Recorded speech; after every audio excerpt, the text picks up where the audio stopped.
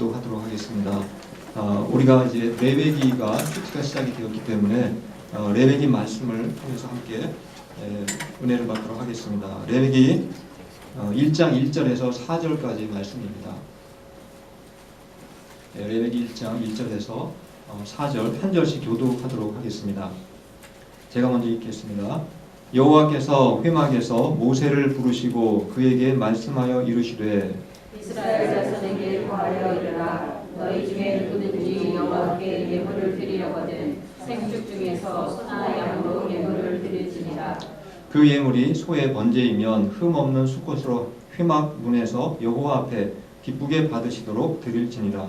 그가 번제물의 머리에 안수할지니 그를 위하여 기쁘게 받으시며 그를 위하여 축제가 될 것이라. 아멘. 앉아주시겠습니다. 지난주에 저희 교회에서 침례식도 있었고 또 성만찬도 우리가 시행을 했습니다. 성만찬의 핵심은 우리가 떡을 먹고 포도주를 마시면서 주님의 고난을 기억하고 그 고난을 우리가 기념하는 바로 그러한 예식입니다. 저희 교회의 경우에는 이제 성만찬 할 때 지난주에 다 보셨겠지만 떡을 미리 다 잘라놓은 조그만 그 박스 모양으로 잘라놓은 떡을 하나씩 먹게 되어 있었고 또 포도주 주스를 가지고 저희가 작은 잔에다 다 일일이 담아서 각자 이렇게 한 잔씩 이렇게 나누어서 드시는 그런 방법으로 우리는 했습니다. 그러나 예수님이 처음에 성만찬을 제정하실 때에는 그렇게 하지 않으셨습니다. 예수님께서 어떤 식으로 성만찬을 그때 시행을 하셨는지 잠깐 사진을 먼저 한번 보시면서 말씀드리겠습니다. 앞에 있는 사진처럼 예수님이 성만찬 처음 하실 때에는 그렇게 떡 덩어리를 이렇게 갖다 놓고 사람들이 제자들이 떡을 이렇게 뜯어서 이렇게 먹었습니다. 지금도 그렇게 하는 교회가 있긴 있습니다. 또 포도주도 하나의 큰 잔에 담아 놓고 돌아가면서 이렇게 마시게 되어 있습니다. 요즘은 위생상 여러 가지 이제 문제가 있기 때문에 그렇게 하지 못하지만 원래 처음 성만찬은 저런 식으로 했다는 것입니다. 예수님께서 이렇게 떡을 앞에 놓고 먼저 그 선언을 하셨습니다. 말씀을 하셨습니다. 이 떡은 내 몸이다 이렇게 말씀하셨고 또 잔을 앞에 놓고 이 잔은 바로 내 피다 이렇게 말씀을 하셨습니다. 그렇다면 예수님이 그 떡을 앞에 놓고 예수님 이 떡이 내 몸이다라고 말씀하실 때 그 떡이 진짜 예수님의 몸으로 변한 것입니까? 그리고 예수님의 그 피, 이것이 내 피라고 말씀하셨을 때 그 포도주가 정말 예수님의 피로 변했다고 생각을 하십니까? 사실 오늘날 카톨릭에서는 그렇게 이제 가르치고 있습니다. 이미 성당을 다니셨던 분들은 아시겠지만 신부님이 이제 떡을 앞에 놓고 이 떡은 주님의 몸입니다 이렇게 선언을 하게 되면 실제로 그 떡이 예수님의 몸으로 변했다라고 그렇게 믿습니다. 그래서 그것을 영성체라고 이렇게 부르지 않습니까? 그 다음에 그 포도주도 마찬가지로 이 피는 예수님의 피입니다. 이 잔은 예수님의 피입니다라고 선언을 하게 되면 실제 예수님의 피로 바뀌었다라고 그렇게 가르치고 있습니다. 그런데 이제 성당 말고 일반 교회 다니는 분 중에서도 이렇게 생각하는 분이 있습니다. 예를 들어서 교회에서 성만찬을 할 때 떡을 먹고 포도주를 이렇게 마시게 되면 많이 마시고 많이 먹게 되면 또 자주 먹고 마시게 되면 몸에 병도 낫고 그리고 몸이 건강해진다 그렇게 믿는 사람도 있습니다. 여러분들은 어떻게 생각하십니까? 많이 먹고 자주 하면은 우리 몸의 병도 잘 나을 거라고 생각을 하십니까? 성경에서 어떻게 우리에게 얘기하고 있는지 잠깐 누가복음 22장 19절 말씀을 제가 읽어드리도록 하겠습니다. 또 떡을 가져 감사하기도 하시고 떼어 그들에게 주시며 이르시되 이것은 너희를 위하여 주는 내 몸이라 너희가 이것을 행하여 나를 기념하라 하시고 예수님은 이 떡을 내 몸이라고 말씀하셨다고 해서 내 피로 내 몸으로 변했다라고 말씀하신 것이 아니라 그것을 너희가 기념하라. 예수님이 나를 위해서 몸이 찢기시고 고통을 당하시는 것을 기억하고 기념하라 이런 의미로 그렇게 말씀하셨다는 것을 우리가 알 수가 있게 됩니다. 그래서 어떤 분처럼 그 성만찬을 많이 하고 많이 먹고 많이 마시면 몸에 병이 낫는다 또는 이렇게 건강해진다라고 생각하는 것은 일종의 미신이라고 볼 수가 있는 것입니다. 바로 성만찬은 바로 예수님의 십자가의 고난의 의미를 우리가 무엇인지 잘 깨달을 수 있도록 바로 시청각적으로 예수님께서 우리를 가르치고 있다는 것을 알 수가 있습니다. 그래서 지난주에 아이들이 같이 성만찬을 하면서 비록 먹거나 마시진 않았다 할지라도 부모님이 자녀들에게 이 성만찬의 의미가 이러한 것이다 라고 설명을 함으로써 아이들이 복음의 내용을 더 확실하게 이해를 할 수가 있다는 것입니다. 지난주일에는 그리고 부활절 설교하면서 엠마오로 가는 두 제자의 이야기를 말씀드렸습니다. 그 엠마오로 가는 두 제자는 예수님이 부활했다는 소식을 듣고도 믿지를 못하고 마음이 낙심해서 엠마오로 내려가고 있었습니다. 그때 누가 나타났습니까? 옆에 예수님이 나타나셨습니다. 부활하신 예수님이 나타나셔서 그들의 믿음 없는 것을 책망하시면서 자신의 부활을 말씀을 통해서 설명해 주셨다라고 말씀드렸습니다. 그때 예수님이 말씀하셨던 내용이 누가복음 24장 27절의 말씀입니다. 제가 한번 읽어드리겠습니다. 이에 모세와 모든 선지자의 글로 시작하여 모든 성경에 쓴 바 자기에 관한 것을 자세히 설명하시니라. 모세와 또 다른 선지자들이 기록한 글이 어떤 것을 말하는 것이겠습니까? 지난주에 설명드렸듯이 바로 구약 성경 책을 의미하는 것입니다. 바로 구약 성경이 누구에 관한 책이라고 지금 예수님이 직접 말씀하셨습니까? 자기에 관하여, 즉 자기에 관하여라는 것, 예수님 자신에 관해서 기록한 책이 바로 구약 성경이다 이렇게 말씀을 하셨다는 것입니다. 우리가 레위기 오늘 1장을 읽었습니다. 그리고 이제 큐티가 바로 이번 주부터 레위기로 시작이 되었습니다. 바로 모세가 기록한 레위기, 이 레위기도 바로 예수님에 관한 책이라는 것을 우리가 알 수 있다는 것입니다. 근데 우리가 이 레위기를 천천히 읽다 보면은 사실은 예수님에 관한 예언이 단 한마디도 기록되어 있지 않습니다.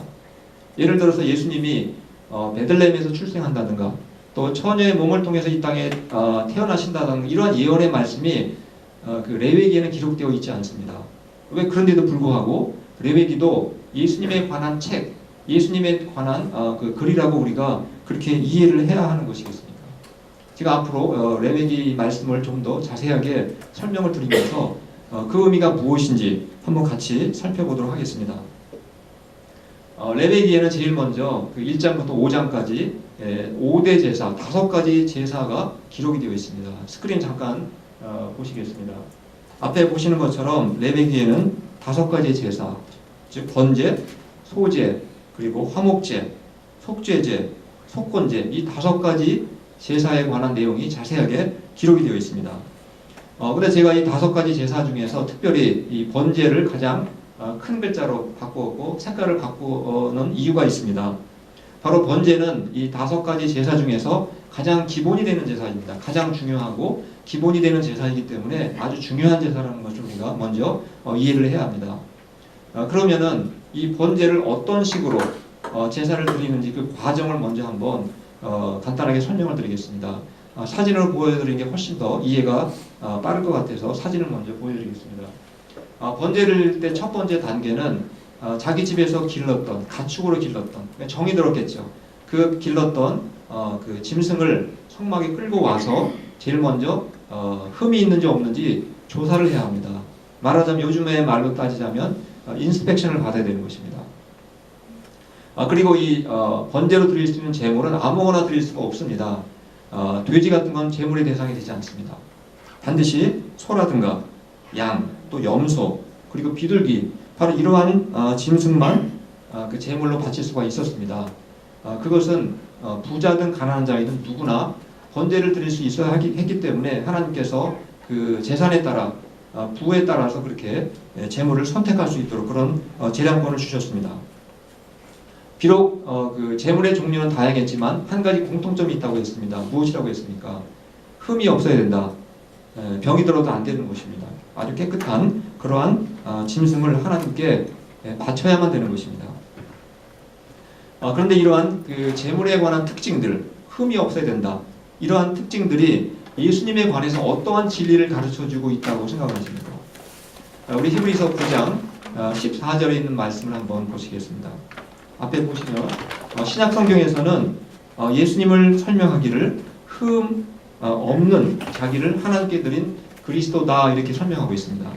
또 베드로전서 1장 9절에는 예수님을 설명하기를 오직 흠 없고 정 없는 어린 양 같은 그리스도 이렇게 설명하고 있습니다. 말하자면 구약 시대에 흠 없는 제물은 바로 신약 시대에 누구를 상징하는 것입니까? 바로 죄가 없으신 예수님을 모형으로 이렇게 설명하고 있다는 것을 우리에게 알려주는 것입니다. 따라서 레위기에는 예언의 말씀은 없지만 이렇게 모형으로 설명하는 이런 말씀들을 우리가 예표라고 합니다. 그래서 성경에는 구약은 예언과 예표로 구성되어 있는 것입니다. 그럼 두 번째, 이 번제를 어떻게 드리는지, 이제 흠 없는 동물을 이제 가지고 와서 검사를 다 마쳤습니다. 흠이 없고 깨끗한 바로 그러한 이제 제물이라는 것을 확인을 했습니다. 두 번째 어떤 제사를 하는지 사진을 보시겠습니다. 성막으로 끌고 온 그 제물의 머리에 손을 얹고 안수를 하는 것입니다. 퀴즈를 한번 잠깐 내볼까요?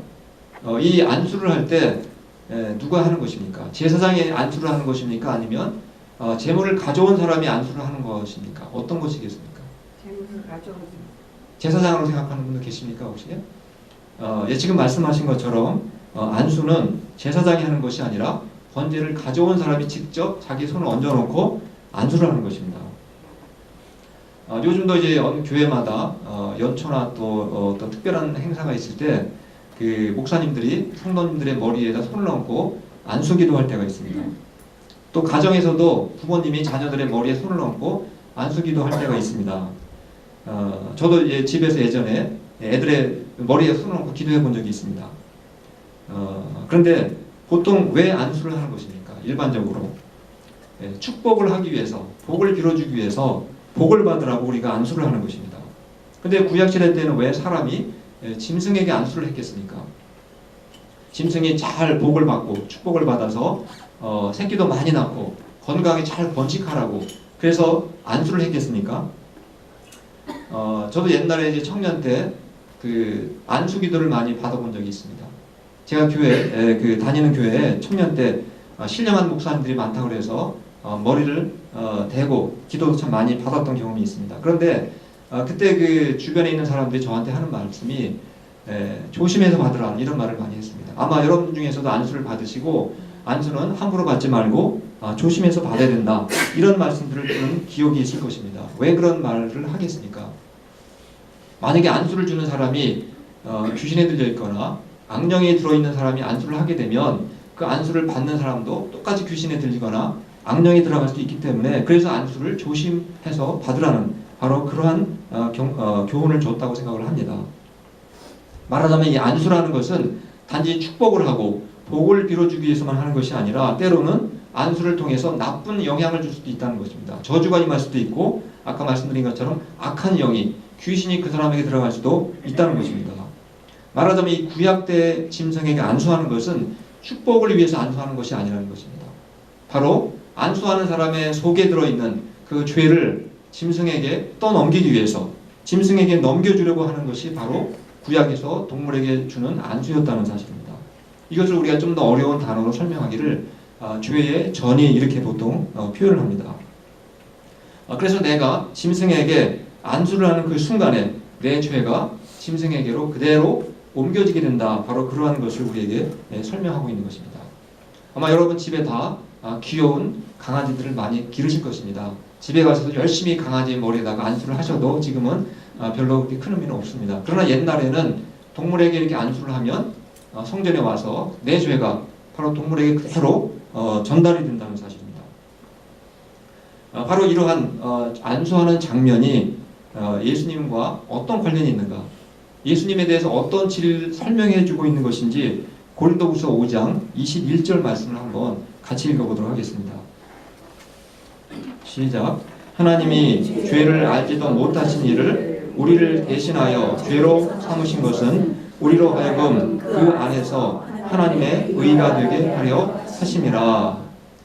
옛날 구약 때 사람이 짐승에게 안수를 해서 내 죄가 짐승에게로 이렇게 옮겨진 것처럼 바로 신약 시대 때에는 바로 우리의 죄가 바로 흠이 없으신 예수님에게 그대로 옮겨졌다는 것을 우리 설명하고 있는 것입니다. 반대로 또 어떤 말씀이 있습니까? 바로 죄인 우리는 죄가 전혀 없는 마치 그런 의인처럼 우리가 대접을 받게 된다는 사실입니다.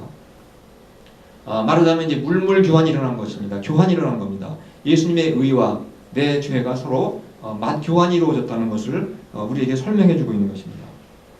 그래서 바로 짐승에게 안수를 하는 그 장면은 앞으로 있게 될 예수님이 이 땅에 오셔서 어떤 일이 일어나게 될지 그것을 미리 모형으로 우리에게 이렇게 설명을 해주고 있다는 겁니다. 그래서 예표라고 하는, 예언이라고 하지 않고 예표라고 하는 것입니다. 이렇게 이제 처음에 번제 드리는 이제 단계 두 번째 단계 끝났습니다. 첫 번째는 데리고 와서 인스펙션 한다고 그랬죠. 다 흠이 없나 조사를 하고, 두 번째는 안수를 한다고 했습니다. 세 번째 어떻게 되겠습니까? 사진을 한번 보시겠습니다. 세 번째는 그 안수한 짐승을 도살을 해야 되는 것입니다. 말은 죽여야 되는 것입니다. 여기서 한번 퀴즈를 한번 내보겠습니다. 이 짐승을, 안수한 짐승을 누가 죽여야 되는 겁니까? 제사장이 죽여야 되는 겁니까? 아니면 번제를 가지고 온 그 사람이 죽여야 된다고 생각하십니까? 좀 어렵지 않을까요? 이것도 마찬가지로 제사장이 죽이는 게 아니라 번제를 가지고 온 사람이 직접 자기가 칼로 자기와 정들었던 그 소나 양이나 염소를 직접 죽이게끔 되어 있었습니다. 저희가 지난 몇 주 전에 수요일 날 이제 성경 공부를 이제 마치고 클로젯을 이렇게 청소를 했습니다. 그런데 우리 권노미 집사님이 청소를 하시다가 박스 안에서 아주 이만한 엄지손가락만한 살아있는 바퀴벌레가 나타난 것이었습니다. 그래서 거의 기절을 하실 뻔했습니다. 그래서 제가 그 바퀴벌레를 가지고 밖에 나가서 발로 밟아서 그렇게 처리를 했습니다. 우리가 바퀴벌레라든가 작은 곤충 한 마리도 내 손으로 직접 죽이는 게 얼마나 이게 끔찍하고 때로는 징그럽기도 하고 얼마나 싫습니까? 무섭습니까? 근데 구약 시대 때 성도들은 자기 손으로 자기가 기른 소나 양이나 염소를 칼로 죽이는 그런 행동을 해야만 했다는 사실입니다. 여러분이 구약 시대에 태어나지 않고 신약 시대에 태어나신 것은 정말 이런 점에 있어서도 감사를 더 하셔야 될 것 같습니다. 어떻게 그렇게 말하자면 우리가 이 짐승을 죽이는 장면을 통해서 바로 내가 그 짐승이 내 죄를 짊어지고 그리고 내 손에 의해서 그리고 내 대신 바로 죽는 바로 그러한 장면을 우리가 볼 수가 있게 되는 것입니다. 바로 이러한 장면을 역시 레위기 1장 4절 구약에 읽었던 그 장면의 말씀에서 설명을 해주고 있습니다. 레위기 1장 4절 말씀 한번 같이 읽어보도록 하겠습니다. 시작. 그는 번제물의 머리에 안수할지니 그를 위하여 기쁘게 받으심이 되어 그를 위하여 속죄가 될 것이라. 이제 사람이 짐승의 머리에 안수를 하고 이제 직접 자기 손으로 죽였습니다. 그 결과 어떻게 된다는 것입니까? 바로 속죄가 일어나는 것입니다. 속죄. 바로 우리의 죄가 사함을 받게 된다. 죄 용서함이 일어나게 된다는 것을 말씀하고 있습니다. 근데 이 말씀, 이 장면을 신약에서 역시 또 설명해주고 있습니다. 신약과 어떤 관련이 있는지, 이 장면이 예수님의 어떤 진리를 설명해주고 있는지 히브리서 9장 12절 말씀을 한번 보시겠습니다. 제가 읽어드리겠습니다. 염소와 송아지의 피로 하지 아니하고 오직 자기의 피로 영원한 속죄를 이루사 단번에 성소에 들어가셨느니라. 우리가 신약시대 때는 더 이상 동물로 제사를 드리지 않습니다. 그래서 아까 집에 가서 아무리 강아지한테 안수를 해도 아무 소용이 없다고 했습니다. 그 이유가 무엇입니까? 바로 십자가에서 죽으신 예수님이 우리를 대신해서 바로 소나 양이 드렸던 역할을 한 번에 다 끝내셨기 때문에 더 이상 우리가 그러한 제사를 드릴 필요가 없게 되었다고 말씀드렸습니다. 말하자면 그러나 우리가 여기서 알 수 있는 것은 바로 구약에서 동물 제사를 통한 속죄는 바로 신약 시대 때 처음에 지금 말씀드린 것처럼 성만찬 때 우리가 떡을 떼어 먹고 그 다음에 포도주를 마시는 그런 방법을 통해서 예수님의 고난과 속죄를 설명해 준 것처럼 바로 구약 시대 때 그 제사 제도도 다른 방법으로 다른 모형으로 예수님의 고난과 그 속죄를 우리에게 설명해 주고 있다는 것을 우리가 알 수가 있게 되는 것입니다. 근데 번제의 그 기능은 단지 속죄, 죄 사함의 기능만 있는 것은 아닙니다. 번제를 드릴 때 여기 사진 제가 보여드리지 않겠지만 마지막 단계는 모든 내장, 모든 그 다리, 머리 다 이걸 각을 내 가지고 놋 제단 위에 올려놓고 하나님께 불로 태워서 모든 것들을 불로 태워서 하나님께 바치게 되어 있습니다. 이것이 무엇을 의미한다고 생각하십니까? 바로 그것은 완전한 순종, 완전한 헌신을 의미하는 것입니다. 예수님이 이 땅에 오셔서 적당히 요령 피우시면서 예수님이 사셨습니까? 예수님은 죽기까지 번제물처럼 자신을 죽기까지 하나님께 헌신했고 하나님께 온전히 순종하면서 사셨습니다. 바로 그러한 예수님을 또 역시 모형으로 설명하고 있는 것입니다. 근데 이러한 예수님의 그 삶, 예수님의 모습은 바로 우리들의 모델이 된다는 사실입니다. 그게 바로 바울이 로마서 12장 1절에서 하고 있는 바로 내용입니다. 제가 한번 읽어드리겠습니다. 로마서 12장 1절입니다. 그러므로 형제들아 내가 하나님의 모든 자비하심으로 너희를 권하노니 너희 몸을 하나님이 기뻐하시는 거룩한 산 제물로 드리라. 이는 너희가 드릴 영적 예배니라. 마치 우리도 말하자면 우리도 예수님처럼 우리 몸을 어떻게 바치라는 겁니까? 산 제물로. 우리 몸도 역시 번제물로 하나님께 드려야 된다라고 말씀하고 있습니다. 물론 우리를 직접 죽이라는 것이 아니라 살아있는 제물로 하나님께 드리라고 말씀하고 있습니다. 물론 우리가 다른 사람의 죄를 대신 속죄할 수 있다는 말씀은 아닙니다. 여기서 우리가 하나님께 제물이 되라는 것은 다른 사람의 죄를 대신 용서해 주라는 의미가 아니라 바로 예수님처럼 우리도 온전한 순종 그리고 온전한 헌신의 삶을 살아야 한다는 것을 우리에게 강조하고 있는 것입니다. 근데 우리가 이렇게 예수님 믿고 나면 하나님께 순종한다고 우리가 고백을 합니다. 그런데 우리 자신을 잘 살펴보면은 내가 기분이 정말 좋을 때, 내가 은혜로운 그런 상황에 있을 때는 하나님께 잘 순종하는 것 같다가도 내가 정말 기분이 안 좋거나 그럴 때 나도 모르게 내가 순종하지 않고 살아갈 때가 많습니다. 우리 민수기 28장 3절로 4절 말씀을 한번 보시겠습니다. 제가 읽어드리겠습니다. 또 그들에게 이르라 너희가 여호와께 드릴 화제는 이러하니 1년 되고 흠없는 순양을 매일 2마리씩 상번제로 드리되 어린 양 1마리는 아침에 드리고 어린 양 1마리는 해질 때에 드릴 것이요. 이것은 번제를 드리는 어떤 그 횟수에 대한 내용입니다. 말씀을 잘 보시면 번제를 언제 몇 번씩 드리라고 되어 있습니까? 매일 날마다 드리라고 되어 있습니다. 그리고 몇 번 드리라고 되어 있죠? 2번씩. 그러니까 이 번제는 이따금씩 한 달에 한 번, 일주일에 한 번씩 드리는 것이 아니라 물론 제사장이 드리는 것입니다. 매일 날마다 아침 저녁으로 2번씩 그렇게 규칙적으로 드려야 되는 것이 바로 번제라는 사실입니다. 즉 번제는 내가 기분이 좋다고 드리고 내 기분이 나쁘면 안 드려서는 되는 것이 결코 아닙니다. 내 기분에 관계없이 우리가 번제를 날마다 매일 아침 저녁으로 꼭꼭 의무적으로 드려야 된다는 사실입니다. 무슨 의미겠습니까? 우리가 하나님께 순종하고 헌신한다는 것은 바로 날마다 그리고 변함없이 우리가 해야 된다는 것을 우리에게 가르쳐주고 있는 것입니다. 근데 이 5가지 제사 중에서 이렇게 날마다 그리고 매일 드리는 이 제사가 번제 말고 또 하나가 있습니다. 어떤 제사인지 알고 계십니까? 잠깐 스크린 보시겠습니다. 바로 소제입니다. 이 소제도 날마다 하루에 2번씩 아침 저녁으로 드리는 바로 그런 제사입니다. 근데 이 소제의 의미, 이 소제는 이 영어에 나와 있듯이 그레인이라고 되어 있습니다. 저건 그러니까 곡물, 짐승으로 드리는 제사가 아니라 곡식을 가지고 제사를 드리는 게 소제라는 것입니다.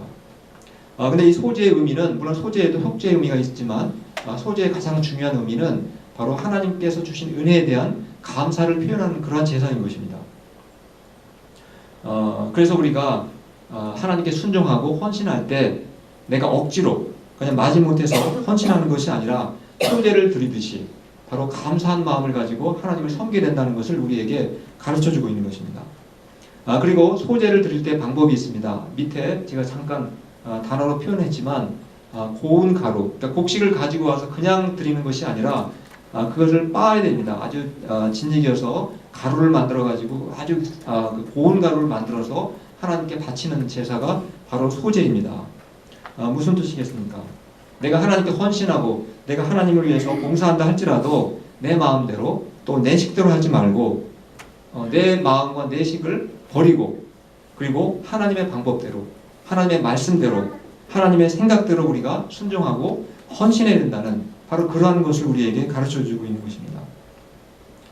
또 한 가지 소제를 드릴 때 조심할 게 있습니다. 맨 밑에 나와 있죠. 누룩하고 꿀을 섞으면 되지 않습니다. 이 누룩과 꿀은 그 음식이 오래되게 되면 부패하게 만드는 속성을 갖고 있습니다. 그래서 하나님께서 소제를 곡식을 제사로 드릴 때는 저 꿀이나 그리고 누룩을 섞지 말라고 말씀을 하셨습니다. 이것도 역시 우리에게 가르쳐주는 의미가 있습니다. 우리가 하나님께 순종하고 헌신할 때는 내 개인적인 욕심이라든가 내 개인적인 사심이 섞여서 안 된다는 것입니다. 오직 순수한 마음으로 그리고 진실한 마음으로 하나님을 섬겨야 된다는 것을 우리에게 말씀하고 있는 것입니다. 지금까지 제가 번제하고 그 다음에 소제에 관해서 말씀을 드렸습니다. 이 두 개의 제사를 통해서 우리는 우리가 신앙생활을 어떻게 해야 되는지, 우리가 예배를 어떻게 하나님께 드려야 되는지에 대한 아주 중요한 원리를 우리가 발견을 하게 됩니다. 신앙생활이란 어떻게 여러분 정의할 수 있겠습니까? 그냥 교회 다니는 것이 신앙생활이겠습니까?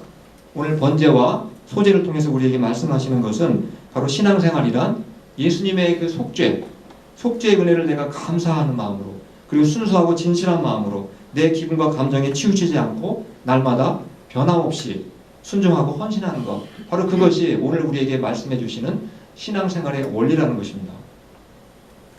이렇게 번제와 소제를 드린 사람이 이제 세 번째 드려야 되는 제사가 있습니다.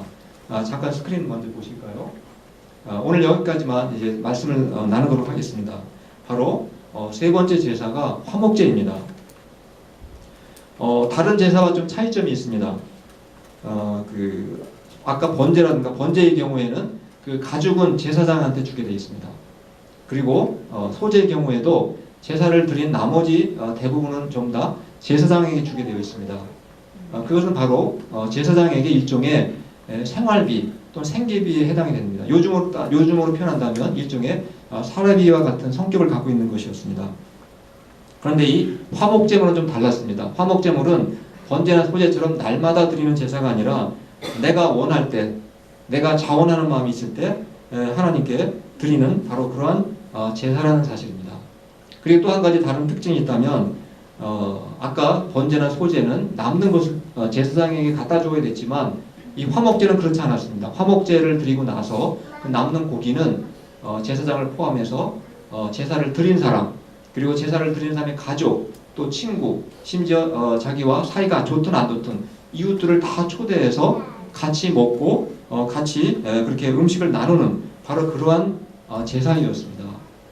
영어로 지금 어떻게 되어 있습니까? 제사의 이름이 펠로우십 오퍼링이라고 되어 있습니다. 펠로우십이 뭡니까? 교제한다, 친교한다 그런 뜻 아닙니까? 그래서 화목제물을 영어에서는 친교제물 이렇게 설명을 하고 있다는 것을 우리가 알 수가 있게 됩니다. 저희도 예배를 이렇게 마치고 나면 우리가 뭐 합니까? 친교를 하지 않습니까? 지난 주일에도 부활절이 돼가지고 대부분의 성도님들이 다 음식을 가지고 오셨습니다. 그리고 오늘은 우리 정양수 집사님이 이제 음식을 준비해 오셨는데 그 음식이 일종의 그 화목 제물이라는 것입니다. 그 제물은 저 혼자 먹으라고 가져오는 게 아니지 않습니까? 그렇죠? 전체 교인이 함께 먹기 위해서 가져오는 음식입니다. 바로 그런 의미를 갖고 있는 게 화목 제물이고 친교 제물이라는 것입니다. 그래서 예수님의 피로 이렇게 속죄함을 받은 우리들이 형제자매들끼리 서로 자신의 것을 또 음식이든 무엇이 됐든 함께 나누고 서로 화목하게 지내라는 의미에서 우리가 화목제물을 하나님께 드리는 것입니다. 그리고 여러분들은 언제가 가장 기쁘십니까? 대체적으로 아마 거의 대부분 공통점이 있다고 생각하는데 밥 먹을 때, 음식 먹을 때 가장 기쁘지 않습니까? 가장 행복해 하시는 것 같습니다. 그래서 이 화목제물은 바로 기쁨을 상징한다는 것입니다. 그래서 화목제물은 두 가지, 바로 나눔 그리고 기쁨, 이것을 상징하는 것이라는 것을 우리가 알 수가 있게 됩니다. 지금까지 제가 세 가지 이제 제사에 대해서 소개를 드렸습니다. 첫 번째가 번제, 두 번째가 소제, 그리고 세 번째 화목제에 대해서 살펴보았습니다. 이 모든 제사들은 기본적으로 누구에 관한 내용이라고 했습니까? 예수 그리스도에 관한 내용이라고 했습니다. 예수 그리스도에 대한 예언이라기보다는 예수 그리스도가 어떤 일을 하실 건지, 어떤 역할을 하실 건지에 대해서 모형으로 바로 설명한 예표다, 예언이 아니라 예표다라고 말씀을 드렸습니다. 그러나 그것으로 끝나는 것이 아닙니다. 이 구약의 제사는 우리들이, 신자들이 어떻게 살아야 되는지, 그리고 어떻게 우리가 하나님을 예배를 해야 되는지, 거기에 대한 모델도 우리에게 가르쳐주고 있다는 사실을 우리가 기억을 해야 됩니다. 제가 이 세 가지 제사를 쭉 연구하고 또 공부하면서 중요한 키워드들을 한번 이렇게 모아봤습니다. 여러분 키워드가 무슨 말인지 아시죠? 핵심 단어, 인터넷에서 검색할 때 키워드로 검색하지 않습니까? 바로 오늘 말씀 속에 담겨있던 키워드들을 제가 모아서 한번 잠깐 보여드리겠습니다. 맨 가운데 바로 가장 중요한 키워드가 바로 속죄라는 키워드.